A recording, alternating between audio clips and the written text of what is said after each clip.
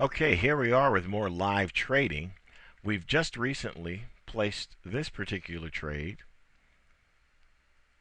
an inside bar, a breakout using daily bars.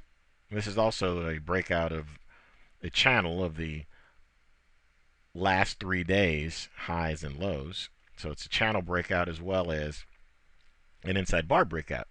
So this is good. We've got this trade on. What we're going to talk about now is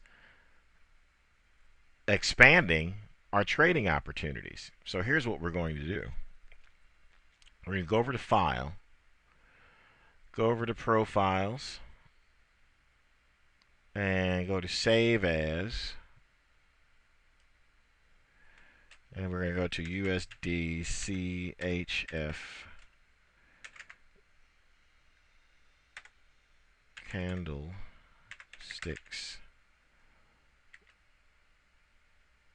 1. Okay? So just name your profile the same way. Just like that.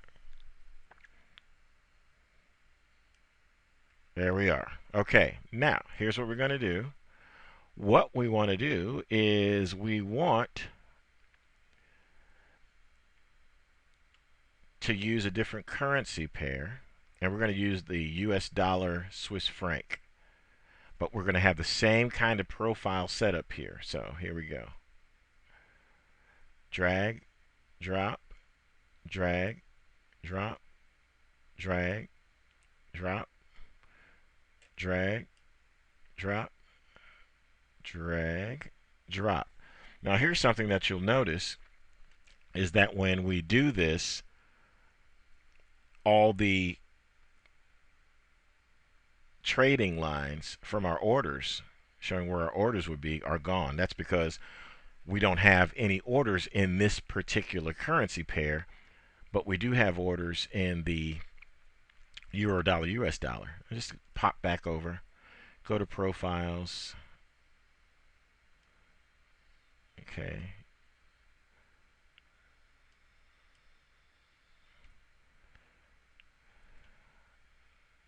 There we go. Okay. So the whole point of this is that you can create profiles like this for any number of currency pairs. You may have your very own favorites, or you just may want to follow along with what we're showing you here and develop your own favorites. One of the reasons that I like the euro dollar US dollar is because it's traded, it's very liquid, and we want to trade in those currency pairs that are as liquid as possible. That's what we're striving for. The euro dollar US dollar, the US dollar Swiss franc, the pound dollar, and the US dollar Japanese yen, all very liquid, and there are others that are liquid too, but in the majors, which are the ones which contribute the most volume to the Forex market, these are the four that we typically concentrate on. Although you can look into other areas and trade pretty much anything you want as long as you have your risk control in place, have your parameters all in, have everything all set. So I'm going to pop back over here to US dollar, Swiss franc. Okay, there we go. That's everything we were looking at before, just in the form of the wonderful US dollar, Swiss franc. And as you can see, lots of interesting things. You can look around and find patterns and trades that are of interest to you. The nice thing about technical analysis in general and patterns in general is that you can not only apply the same principles to various time frames of charts, such as monthly, weekly, daily, but you can apply them to different currency pairs as well. And things such as our simple principle of the inside bar can work very, very well. In fact, We're going to pop through here. We could take a look at a couple of these here monthly. You can work our way back and take a look. Where was there an inside bar? Okay, there is an inside bar. There is a breakout. Now, two different ways to trade inside bars, as we stated before. Either the breakout of the high and low of the inside bar, or the high and low of the bar preceding, or as some people say, engulfing the inside bar. So this broke out to the downside. It didn't ever go back up to get stopped out, and it continued down so far. So that's a good trade. This in and of itself is actually an inside bar. It's a big inside bar right here. Here's another inside bar. Break out of that low. That's looking good. Here's another thing to consider as well. Take a look at this monthly inside bar right here. If you're considering trading it, think about the size. Okay, this is this is 1,000 pip bar. So if you're trading on either side of this, then you're talking about 1,000 pip. If you're going short, you're talking about 1,000 pip stop loss on the other side of that. If you're going long, you're talking about 1,000 pip stop loss on the other side of that. So the size of the bars, the magnitude of the move makes a big difference too. Some may have the pattern that you're looking for, but not be of the right type of range or volatility that fit within your risk parameters. See, for instance, this month right here, well, that's almost 2,000 pips. Big move. So you may not want to trade that particular inside bar. So you may look for something, smaller. You may look for something along these lines. That's still big. Monthly trading on monthly charts, period, requires either a lot of capital, either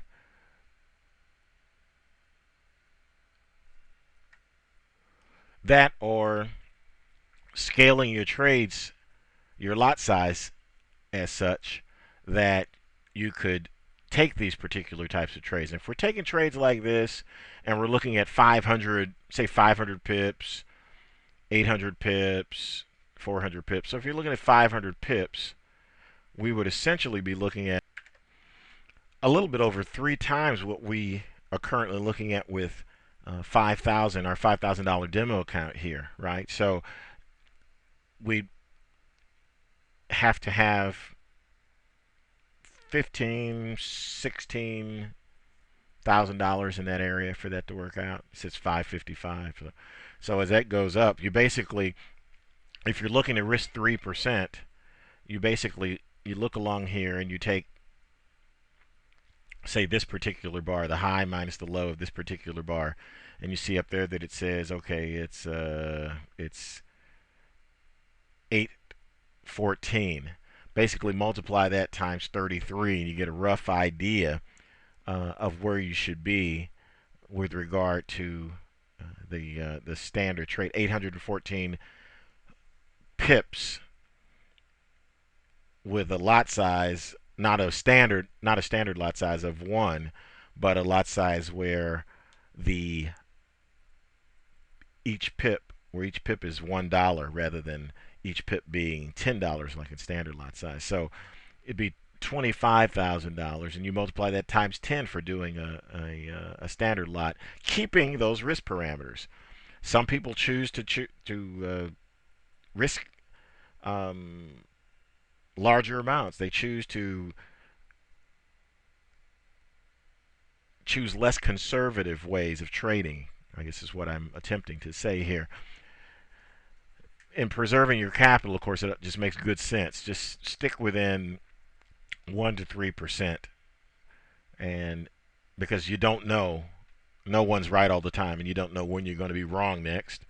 And why have one mistake cost you your entire account? Doesn't make sense, does it? No. So okay, and close this out.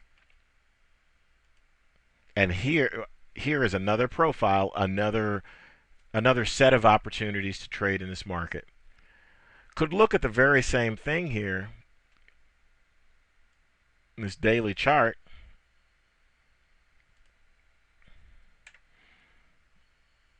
And we don't have a clear-cut inside bar here. This particular day may end up being a clear-cut inside bar with this green bar here engulfing all of it, but we don't have one really clear-cut right there. So we could trade a breakout either side of this. I'd like to wait for an inside bar before we make a particular move in that direction. We could see if we could do this on a weekly basis. It's already broken out up there. The week's just starting, so we can't really tell very much about that. So we're just kind of, again, just kind of taking a look at some of the different types of markets. Now let's pop down here. Profile, save as. Yes, you already know what I'm going to do next, don't you? We're going to do Great British Pound, US dollar.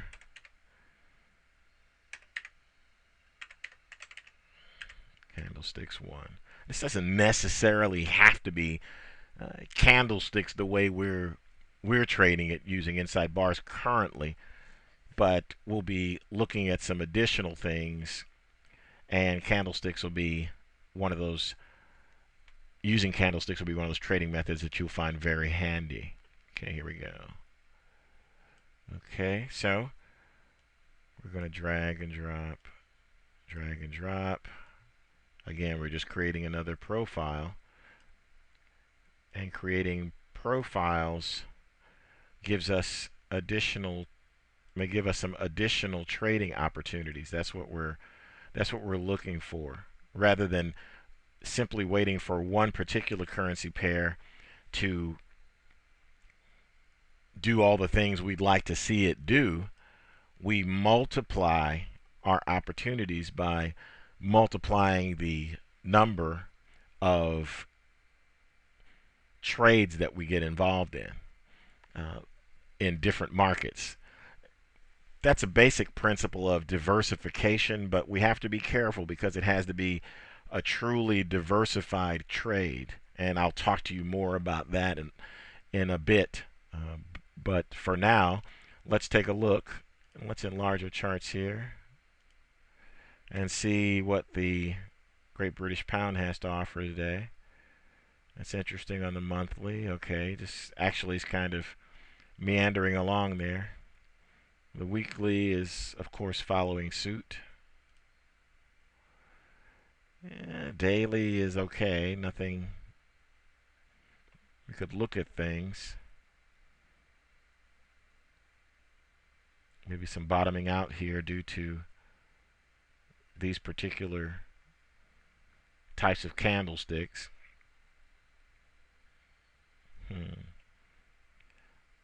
Actually, there we have an inside bar, and we could actually trade the inside bar. Let's take a look.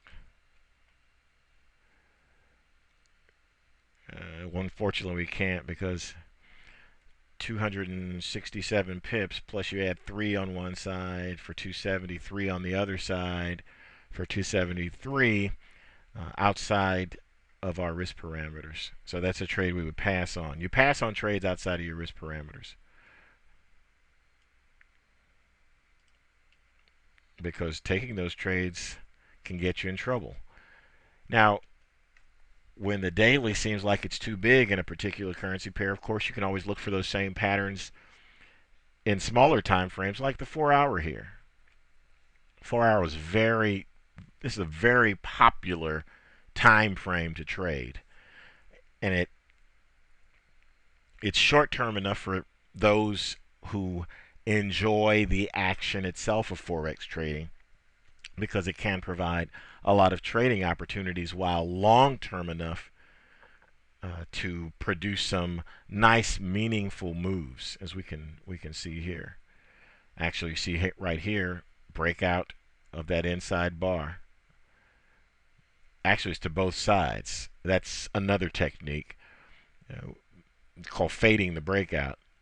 So you wait for it to break out one side, and you then place your pending order on the other side of that bar prior to the inside bar. And in this case, if you're going, would have first gone long, perhaps, and then down here short to stop yourself out. But you want to stay short. Another inside bar here. And this inside bar, as you can see, spinning top. We'll talk about candlesticks, but spinning top, inside bar, and you can see here the slowing down of that particular downside momentum.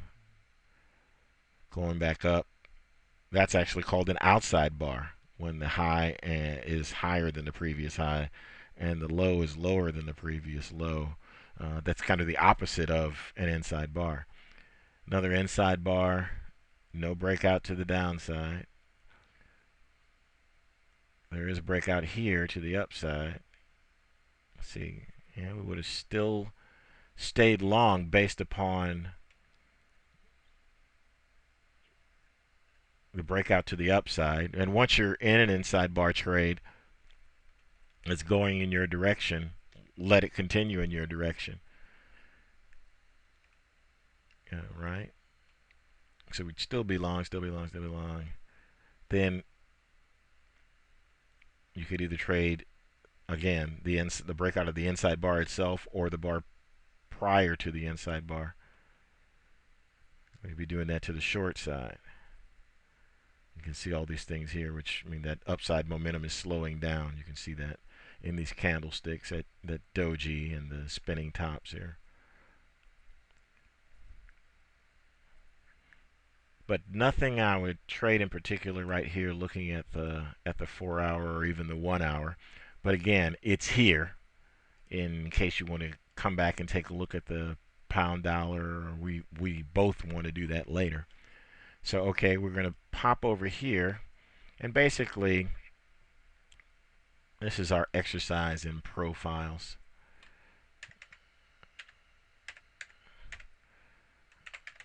It's another very popular currency pair to trade.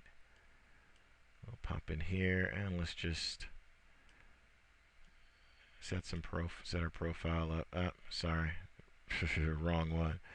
No problem. If you put the wrong thing in there, just put it in here. Whatever you pop over the top of it, it replaces the previous currency pair anyway. It's pretty neat, huh? Yeah, I love the way this works too. So, okay. Okay. So there we have it. Let's see what the US dollar Japanese yen looks like. Monthly, could be some bottoming out there. Let's see weekly, what the weekly looks like.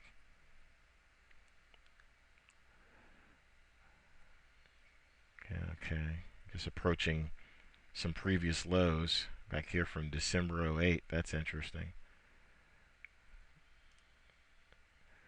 Daily, let's see what things look like. Okay.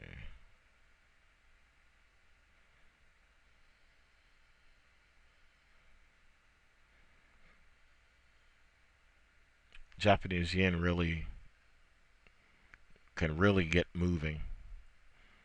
Don't see any particular pattern that we may be interested in here. So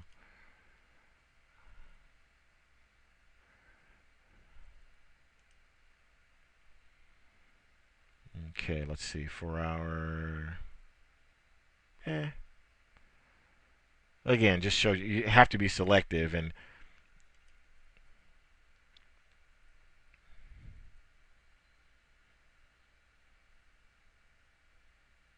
Mm, 1 hour.